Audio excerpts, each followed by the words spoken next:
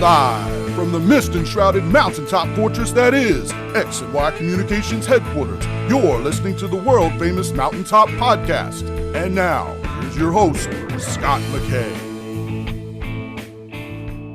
How's it going, gentlemen? Welcome to yet another episode of the world-famous Mountaintop Podcast. As always, I am your host, Scott McKay. You can find me on X, on Truth Social, on TikTok, and on Substack nowadays. Also on YouTube at Scott McKay. Also on Instagram at Real Scott McKay. Today we're going to talk about a topic I'm guessing you've never heard of before.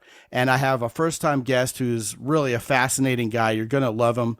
But before we get to that, I want to remind you that the website is mountaintoppodcast.com and the Facebook group, as always, is Mountaintop Summit on Facebook.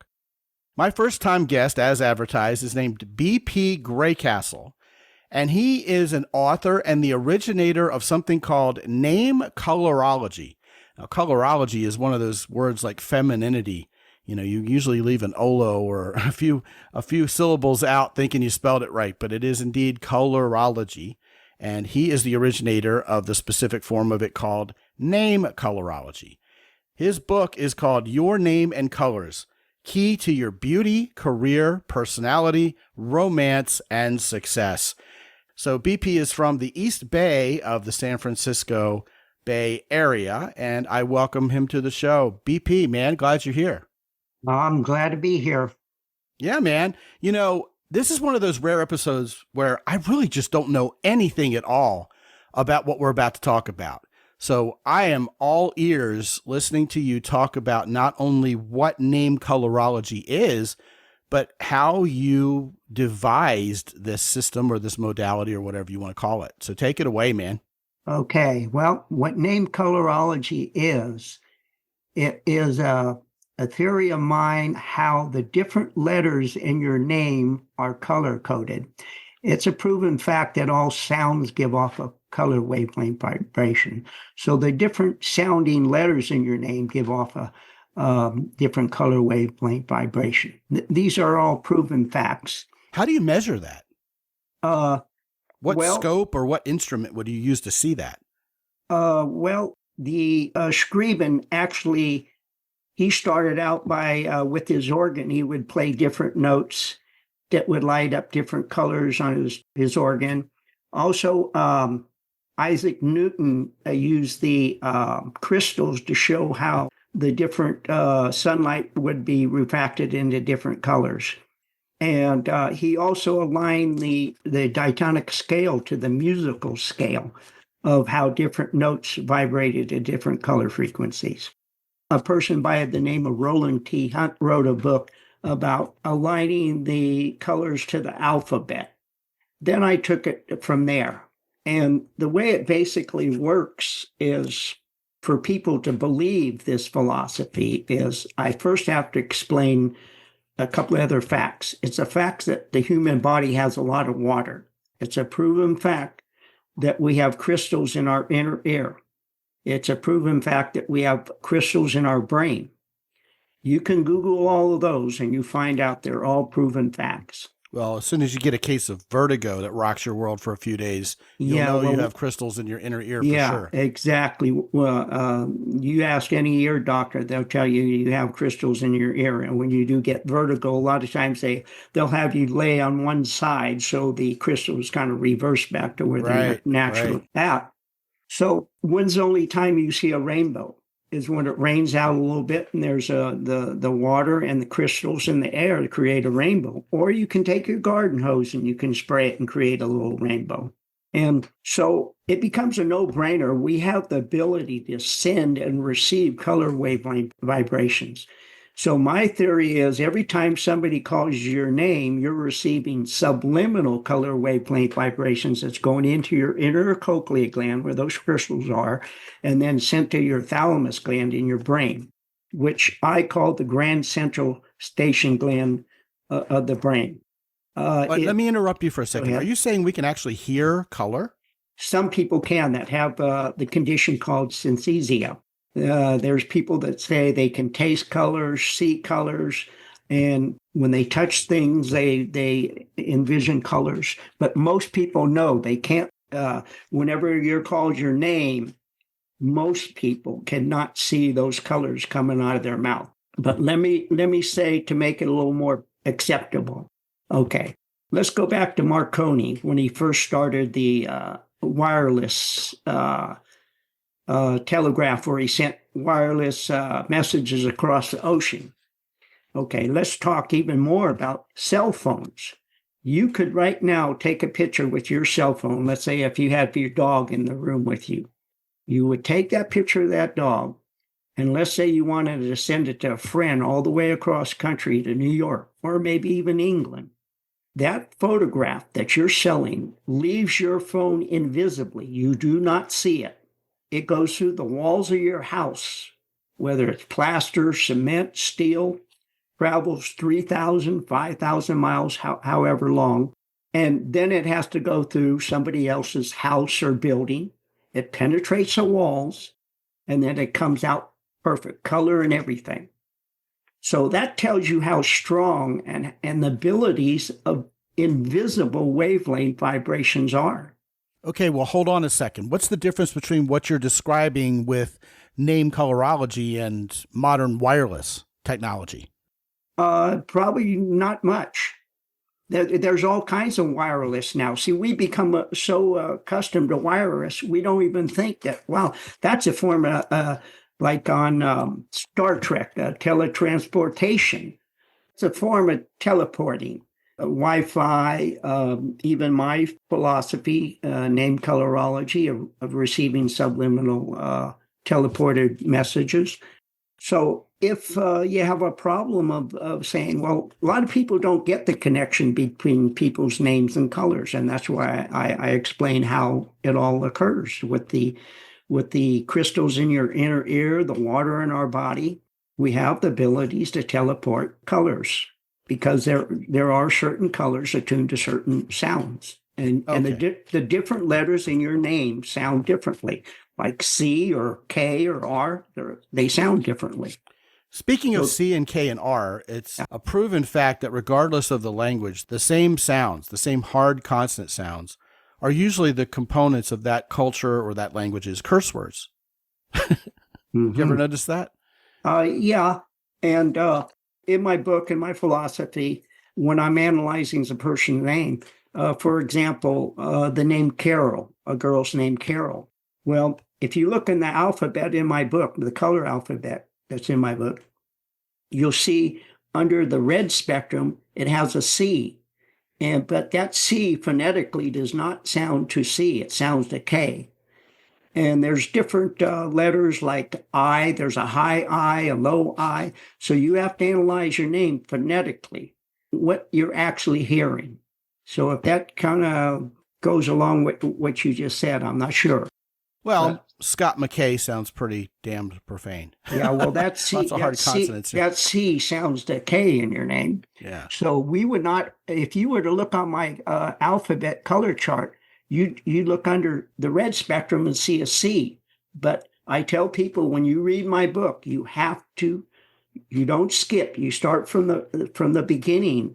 And I explain that you have to analyze your name phonetically, the way the letters actually sound. And also, if a letter is silent, you don't count it.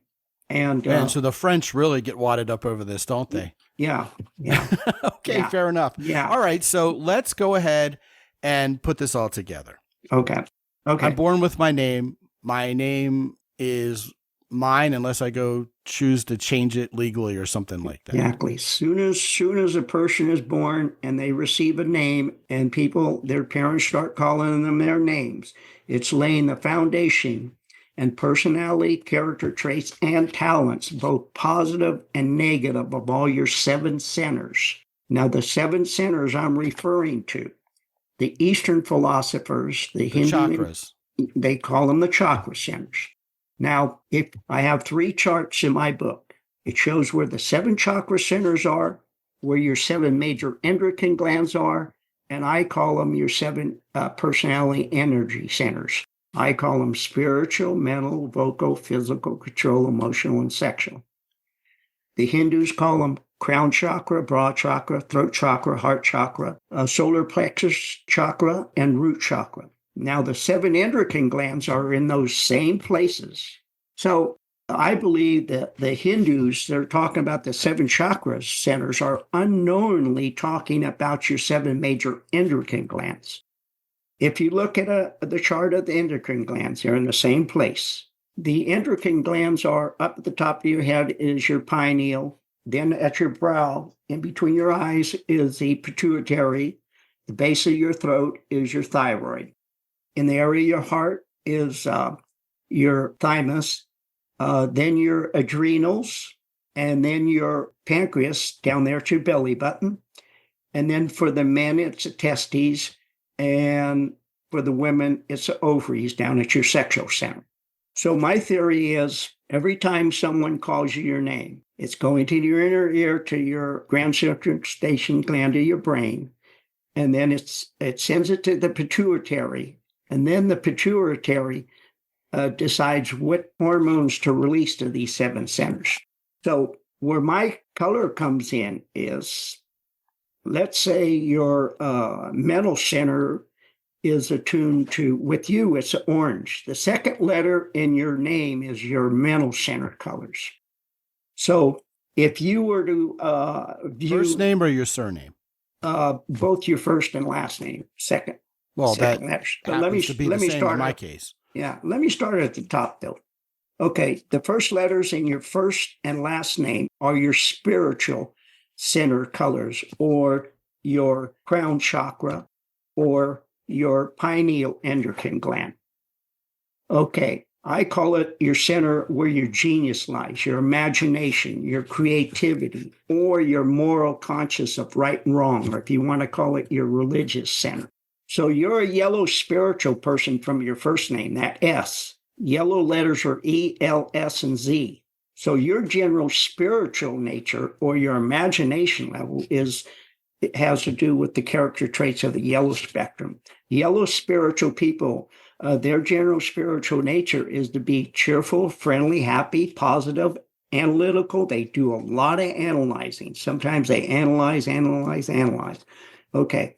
They make good teachers, educators, psychologists, psychiatrists. And now from your last name, the first letter is that M. So you're also a green spiritual person. Their nature is to be very balanced, poised, peaceful, lawful. I show they make the most famous lawyers, architects, peacemakers, if I hadn't said that.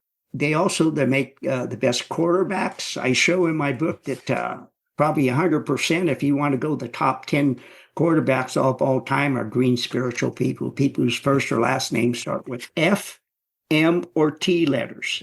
So much for Lamar Jackson. Tom Brady. What was that? I said, so much for Lamar Jackson. Okay. If you go on Google now and look up 25 best quarterbacks of all time, you're going to see that every one of them, or just about every one of them, are green spiritual people. Tom Brady, Joe Montana, Patrick Mahomes, Terry Bradshaw, Warren Moon, Troy Aikman, Brett Favre, Dan Marino, Peyton Manning, and then the other Mannings. In my book, I show that 95% of your most famous people in practically every major career field is because they're color-coded name. That's fascinating, because I think a lot of guys are probably listening about now going, okay, McKay, when did you get into astrology? Yeah, no. And this is different. Yeah, this is different. You know, I was on another talk show and the host said, and he said it correctly, he says, this sounds like a science. And I said, yes, it is a science, but it is also a spiritual philosophy. So I'm spending most of my time explaining in a scientific way so the masses will start to accept it. But it does have a lot of, have you ever read any near-death experience books or listened to any people that have had near-death experiences? For sure. Okay. Well, I have never read one of those books or listened to any of them talk on a podcast or wherever that have not mentioned colors. When they went to heaven, they said they went to heaven, and they said there's more colors in heaven than there are here on earth, and they're beings of color up there, and they just constantly talk about color and how important it is. So that gets into the spiritual stuff, but we'll get back to the scientific stuff. If you go to my website and you watch the video, I show where 95% of the scientists that won the Nobel Peace Prize in physics are purple spiritual people whose first or last name start with B, I, P's, or W. Einstein, Isaac Newton. So you can see that list. This is document. See, most of the stuff I show in my book is documented proof, historical documented proof that can't be changed, where I show your most famous singers, lawyers, architects, physicists, all kinds of other career fields. How about U.S. presidents? What's that? How about U.S. presidents? Well, what I've discovered about presidents, one fact that most of your presidents, the majority of them are either green spiritual people or red spiritual people. Now, as far as the green goes, I show where most of your most famous lawyers are green spiritual people. Those are, again, letters that start with F, M, or T. Melvin Belli, Marvin Mitchelson. So in order to become a president, being a lawyer, you know a lot about law. And as far as the red spiritual people goes, this is one of the character traits of the red spectrum is to be truthful, honest. Well, it's pretty well known that most presidents have to do a lot of lying, have to be very dishonest. So I think that's why they get in there.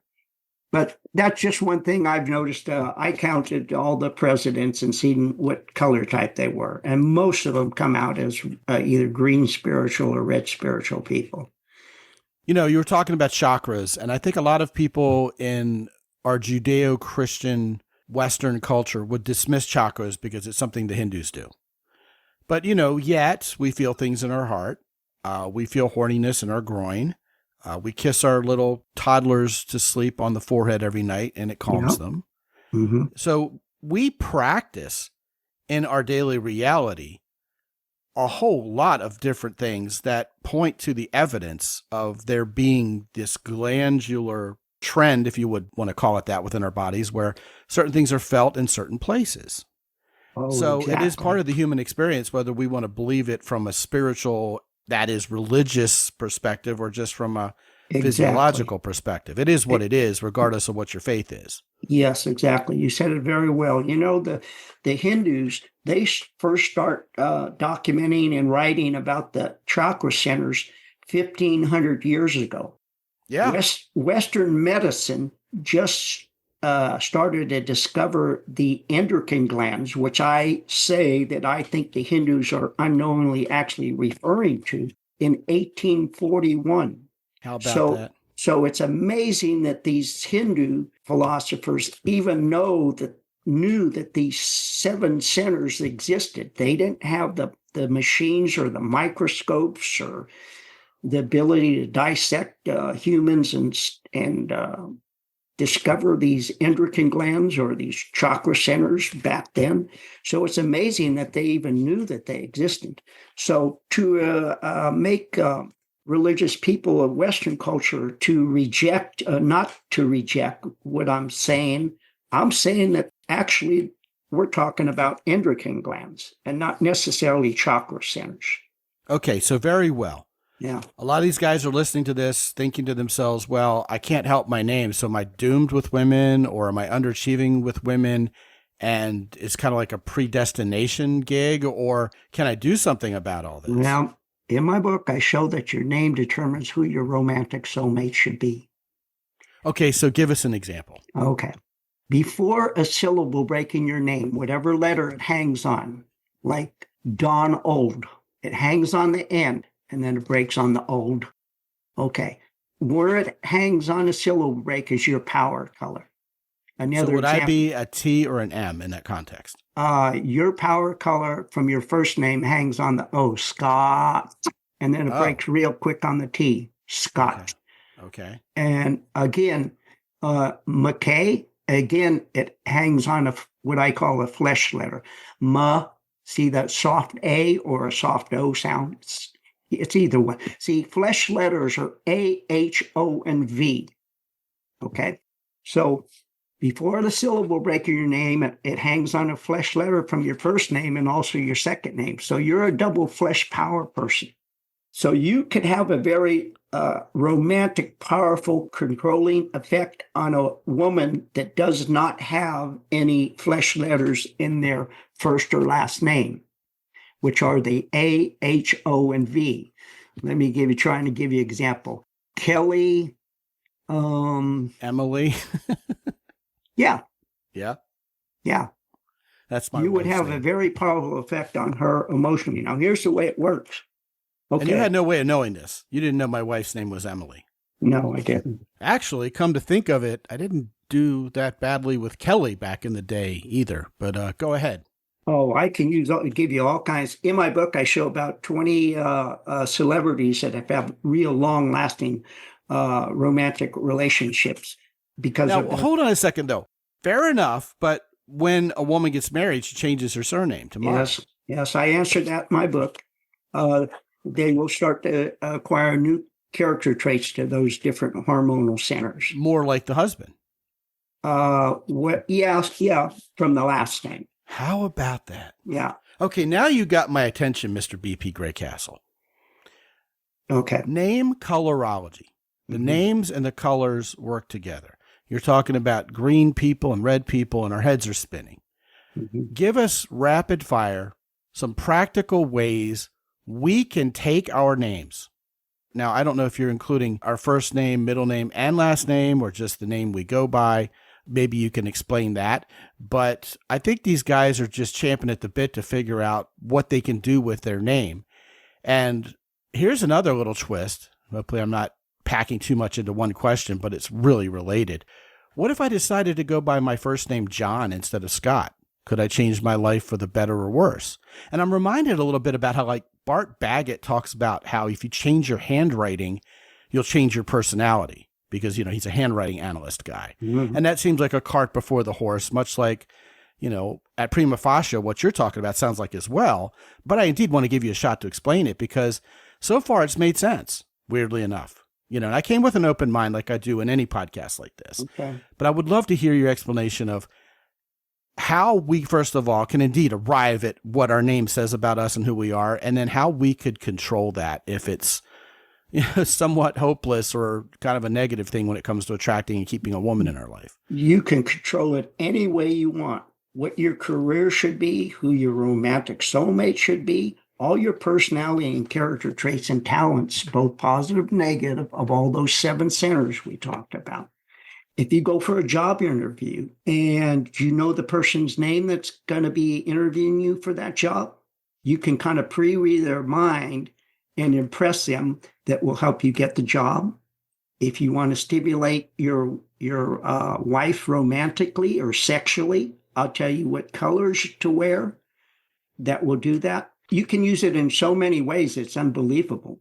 Well, is there a cheat sheet for this, or do I have to memorize everything? No, you just look in my book. It gives you everything. And the good thing about my book is you can use it as a reference to know it not only about all your personality and talents of all these 7 centers and how to use them, but also other people that you come in contact with. So it's just so many ways you can use it. Getting back to how guys can stimulate a potential soulmate is first you find out the lady's name. And then you'll, if you know how to do my system, you know whether you're a romantic soulmate or not.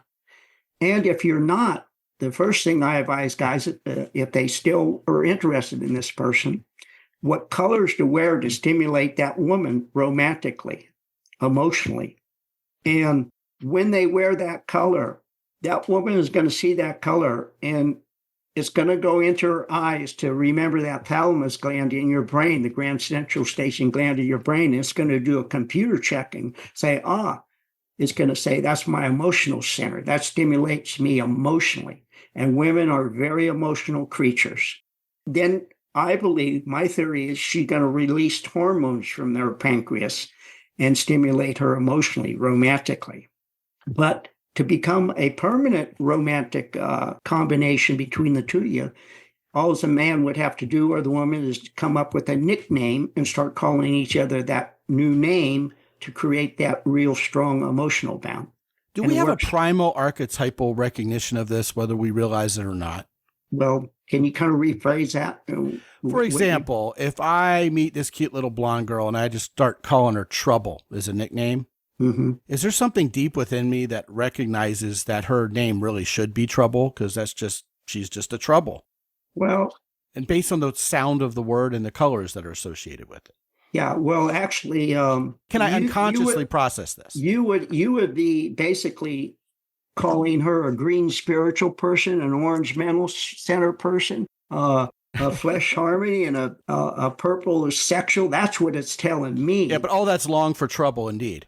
Yeah. Yeah. And, Okay. But actually, green spiritual people are the ones that end up in jail the most, believe it or not. Nice. Yeah, that sounds like a lot of my girlfriends. Yeah, but they're also, in my book, I show where they make the best peacemakers, and the majority of the people that have won the Nobel Peace Prize in peace are green spiritual people. Yeah, so remember, all colors have a positive and a negative side. So, man, this is getting complicated, BP. yeah. It's like I was telling you earlier, the best way to do it is explain, one center at a time and what type of people cultivate those and what colors are tuned to them. There's so many applications, it's hard to put it all in, real quick in one area. Well, it seems to me also, if you can get this down, mere pickup lines are obsolete. You can just engineer your way through conversations and nicknames you give people and how you handle find out what their name is. Find out what their name is, and then you go from there if you know my system. Is this why certain names just don't sound good to us and other ones sound more mellifluous? Or is that just about word structure and just how words hit us in the English language? Or does that also have to do with what you're talking about? Not completely. The way I would kind of explain it is, let's say you have an orange spiritual person. Orange spiritual people are the warmest, kindest, most caring and creative and warm types. And let's say you run into a green spiritual person that is they're a little more reserved and callous, and they're not as warm in their personality as an orange spiritual person. So when the two come together, unknowingly, the orange spiritual person will think, that name doesn't sound very warm and kind to me, and that type person won't, be my type.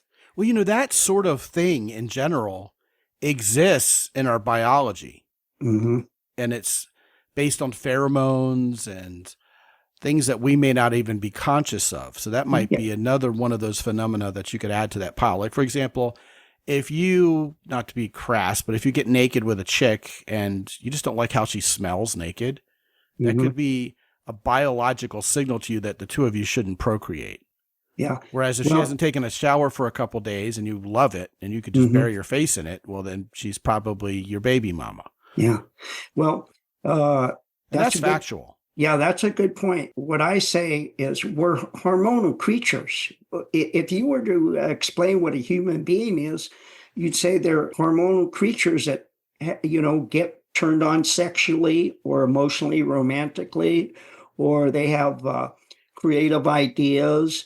So when two people come together, whether you know their name or not, they're automatically, because of their color-coded name is affecting their hormones, they automatically pick up their feelings with one another.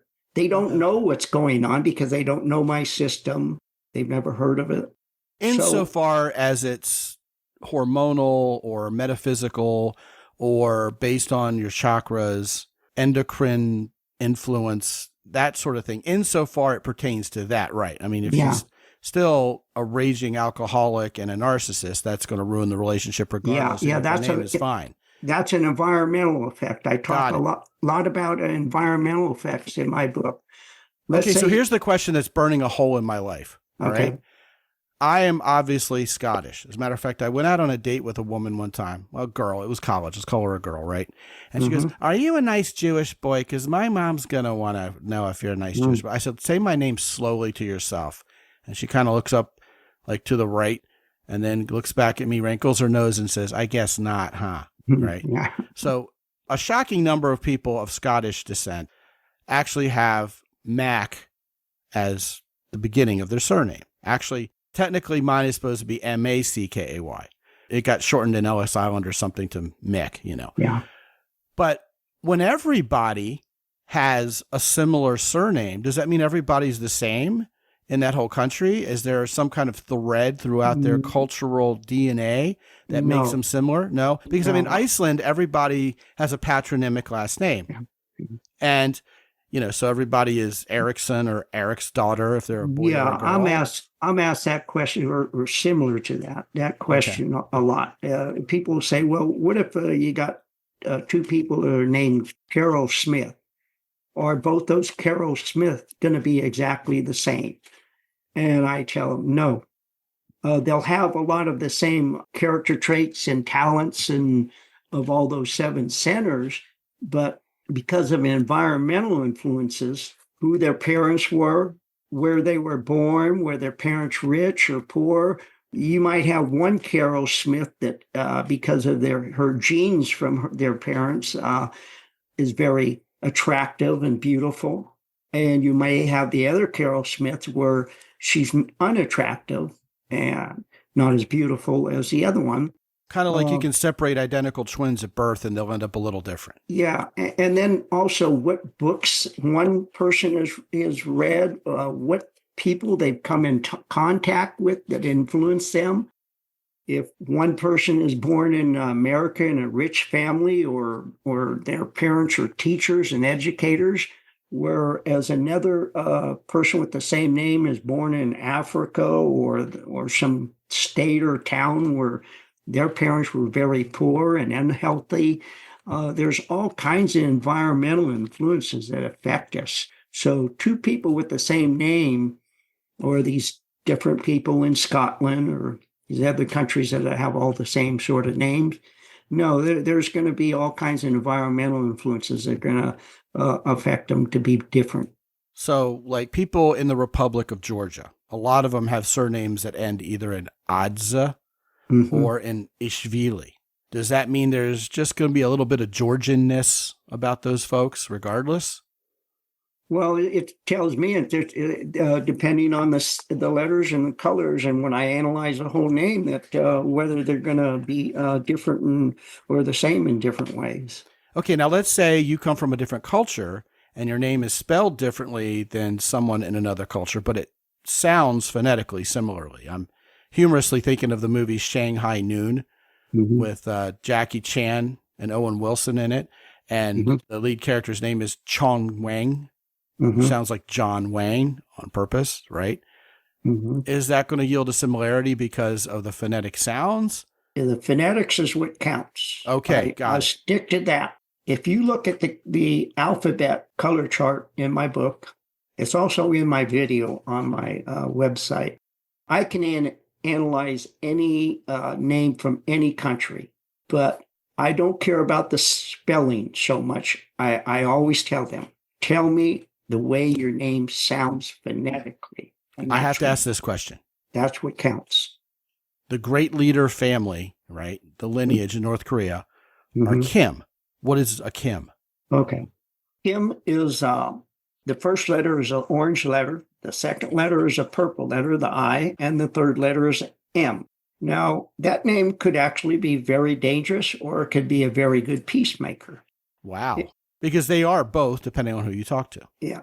When I explain some of how names affected history, I show that Hitler, Stalin, Idi Amin, Pol Lots of hard Pot, consonants. they have a certain letter that falls real quick on a certain letter after a syllable, right?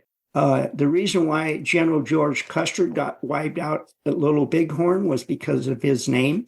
He was a red spiritual person and a red physical center person.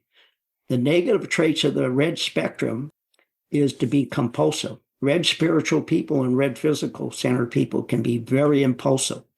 And he was very impulsive. He didn't take advice to wait till he got reinforcements. The reason why the Titanic was sunk was because of the radio operator's name. The reason why James Dean was killed in his car wreck was because of the first letter in his name. So J.D. Vance is pretty much screwed, huh? If James Dean was going to get it, my goodness. Yeah. No, the reason why is red spiritual people are very impulsive. They like that speed and impulsiveness. So James Dean was into racing cars, and he got a little too impulsive and was going very fast through that little town instead of waiting till he got to the racetrack he was going to. And his impulsiveness caused him to get in that wreck. Same thing with General George Custer. You know, he should have been more patient, but he was operating off of one of his negative traits versus his positive. Yes, I mean, at the very least, these guys should get a copy of your book, BP Graycastle, and figure out how their name's affecting their love life and decide maybe whether they should go by Butch instead of their first name from now on, right? Absolutely. His name is BP Graycastle.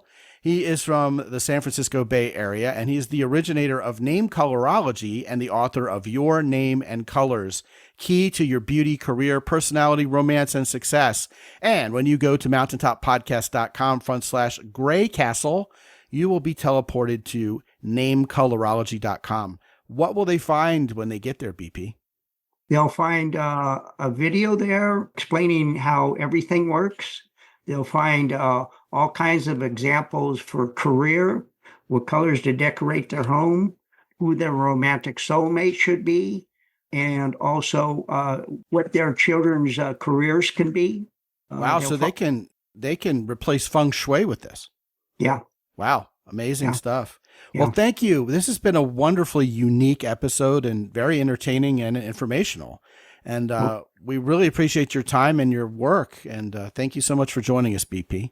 Okay. Thanks for having me on. It's been a pleasure. Yeah, man. And gentlemen, if you've not gotten on my calendar to talk about where you are right now with women and where your future lies with women, hey, you know, we can talk about your name. We can talk about how the colors align with that. But at some point, you're going to have to go out and meet some women. And that's where the rubber meets the road. Get on my calendar. Talk to me for free. Won't cost you a dime. 30 minutes. Sign up at mountaintoppodcast.com. While you're there, please visit our 3 longtime sponsors, Jocko Willink's company, Origin in Maine, the guys at the Keyport, and the guys at Hero Soap. They brought back spearmint soap, man. It is the best. Get you some.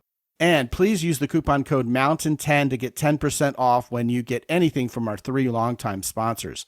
All of that and more is there for you at mountaintoppodcast.com. And until I talk to you again real soon, this is Scott McKay from X&Y Communications in San Antonio, Texas. Be good out there.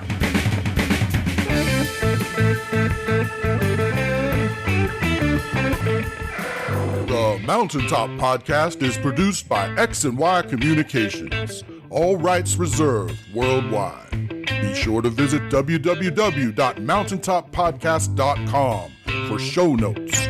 And while you're there, sign up for the free X&Y Communications newsletter for men. This is Ed Roy Odom speaking for the Mountaintop Podcast.